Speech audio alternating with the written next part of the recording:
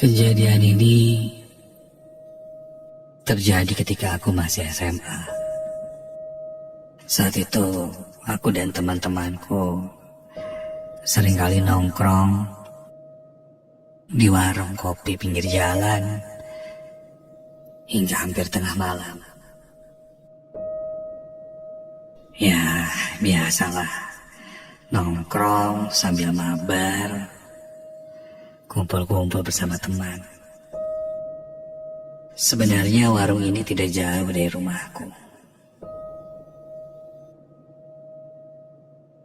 Biasanya kami nongkrong mulai dari habis Isya hingga hampir tengah malam kita pulang. Saat itu kebetulan malam Jumat.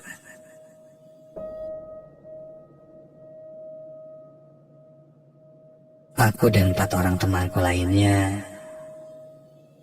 menjadwalkan untuk nongkrong di warung itu sambil mendengarkan Nightmare Side.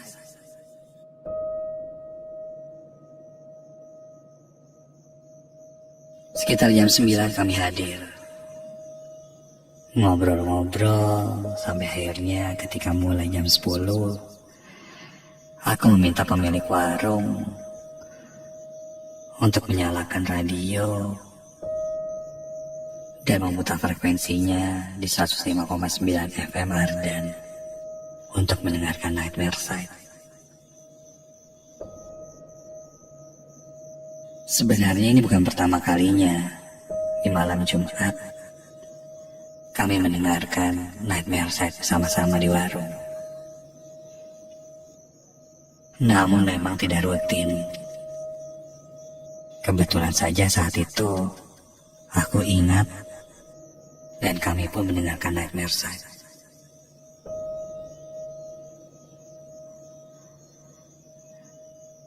Cerita berjalan.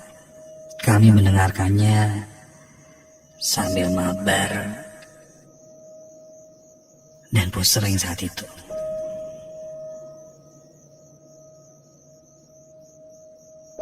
Di sela-sela kami mabar, kami membahas sedikit demi sedikit cerita yang tadi disampaikan. Ya, tanggapan dari teman-temanku berbeda-beda. Ada yang tertawa karena dia tidak takut. Ada yang serius menanggapinya. Sedangkan aku, orang yang percaya tidak percaya sebenarnya.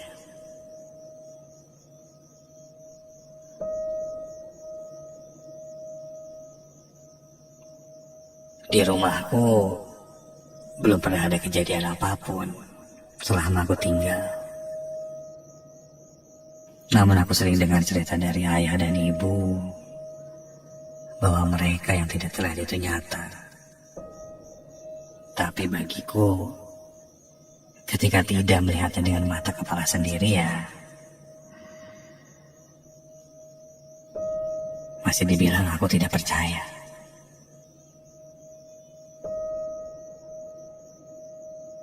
Malam pun semakin larut. 3 cerita sudah kami dengarkan di Nightmare Side. Menuju jam 12 malam saat itu, kebetulan mabar pusreng kami lagi oke. Sehingga kami memutuskan untuk lanjut mabar. Hingga tak terasa sudah hampir jam 1 pagi. Karena dirasa cukup, kami pun memutuskan untuk pulang.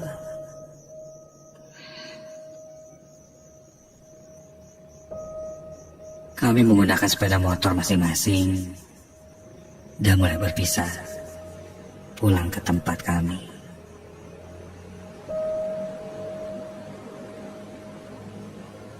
Saat itu aku melanjutkan motorku tidak terlalu kencang. Biasa-biasa saja.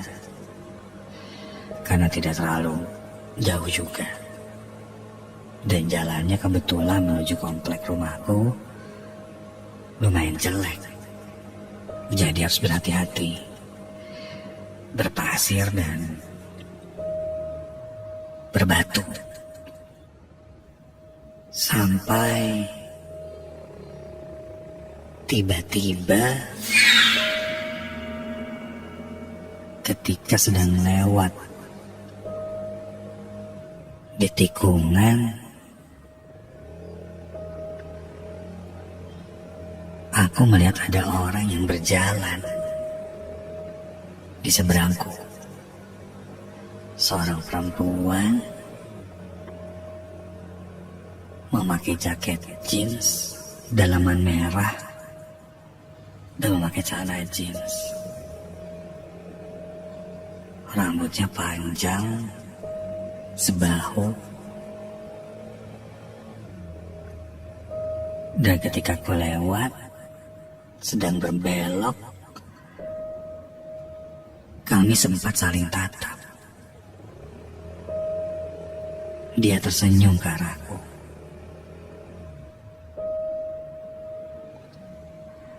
Aku pun mengangguk, dan setelah berbelok, kuputuskan untuk berhenti.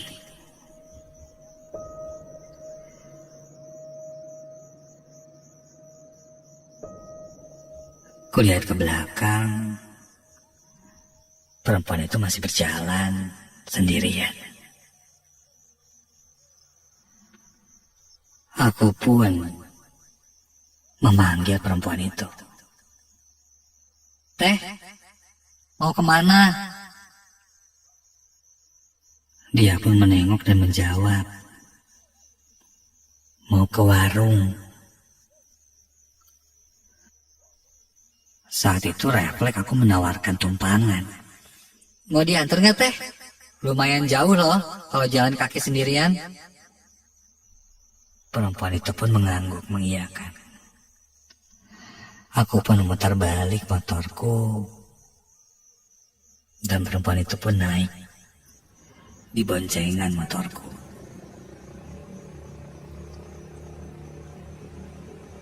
Karena saat itu jalan, seperti yang aku bilang, tidak mulus, aku tidak kencang-kencang mengemudikannya. Aku sempat bertanya, rumahnya di mana? Dia menjawab, "Rumah saya di bawah." "Oh, sama dong. Teteh ke warung mau beli apa?" "Mau beli kopi hitam."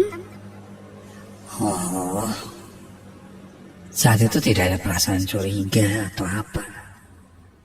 Tapi, ya naluriku sebagai lelaki. Wajah perempuan ini lumayan cantik. Maksud hati jadi ingin berkenalan lebih jauh. Aku pun bertanya namanya siapa. "Teh, nama saya Ramlan." "Teteh namanya siapa?" "Nama saya Indri." Aku bilang padanya, selama aku tinggal di sana, sepertinya aku baru melihat Teh Indri. Padahal kalau rumahnya di bawah, ya harusnya kan ketemu. Dia pun menjawab, sebenarnya sudah lama tinggal di sana, tapi jarang keluar. Aku berniat berteman dengan perempuan itu, dan ku bilang, nanti kalau boleh tukeran nomor aja. Jadi kalau mau main atau nongkrong di warung, ayo bareng-bareng. Begitu kataku. Dia pun mengiyakan. Di depan, kurang lebih sekitar 20 meter, sudah terlihat warungnya. "Ah, itu warungnya udah kelihatan." Semakin dekat dengan warung, tiba-tiba tercium bau bangkai. Bau bangkai yang sangat menyengat.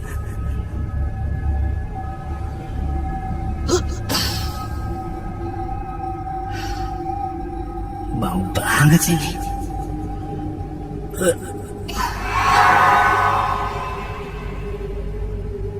Aku pun berkata pada perempuan itu, ini enak banget ya bau bangke. Lalu perempuan itu berkata, Wajar, bau bangke. Saya kan udah mati. dan ketika aku tengok ke belakang, astaga, yang duduk di jok belakangku, kini wajahnya sudah berubah. Mukanya terlihat kurus seperti tengkorak dan penuh belatung.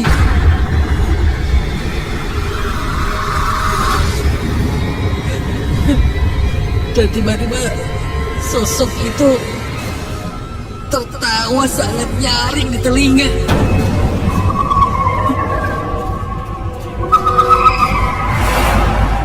Membuatku seketika memberhentikan motorku dan membanting motorku berlari langsung ke arah warung.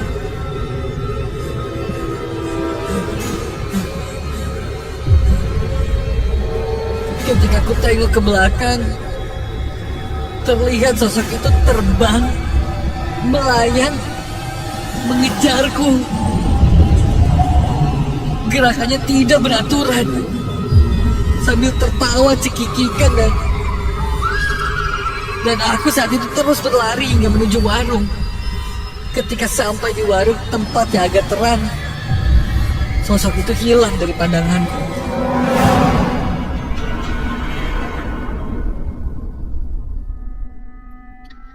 Mang Edi pemilik warung pun bertanya padaku kenapa.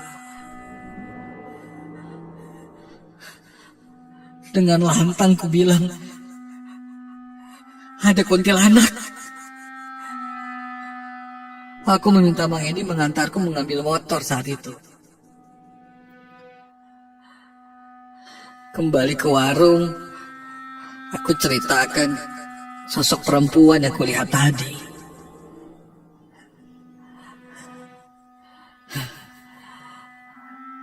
Bang Edi sepertinya mengenal sosok yang aku ceritakan itu.